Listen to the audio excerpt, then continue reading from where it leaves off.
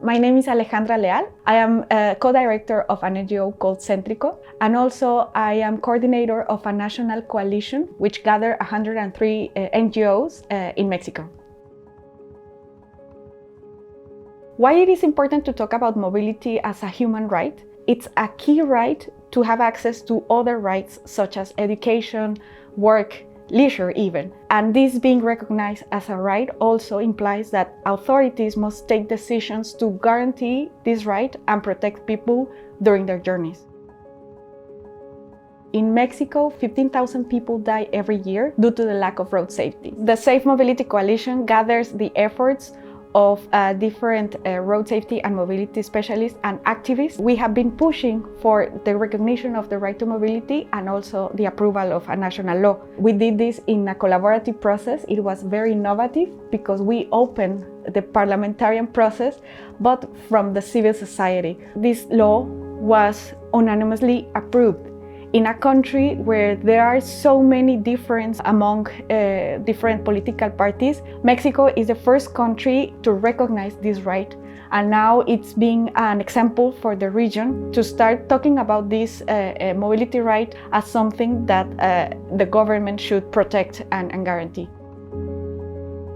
At Hertie, I learned about the governance perspective. Normally, you would say that public policy belongs to the authorities, to the government. But knowing that governance implies also the collaboration with the civil society, the private sector, and also the academy, it really changed the framework of the things that I was doing back in Mexico. And this really made a difference because then you learn that you need to take into account each part of the society to come up with better policies.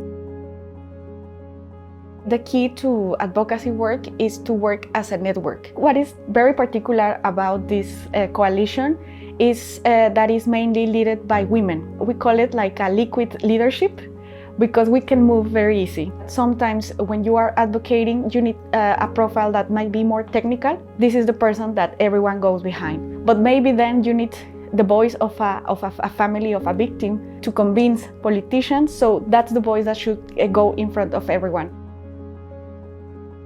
I feel very honored and also kind of responsible now because the Hertie name means a lot to me. It really is a recognition that helped me to keep working on what we are doing back in Mexico. I am representing a coalition and it's a recognition for all of us. So I feel a lot of commitment and also I'm very happy to be part of this huge community.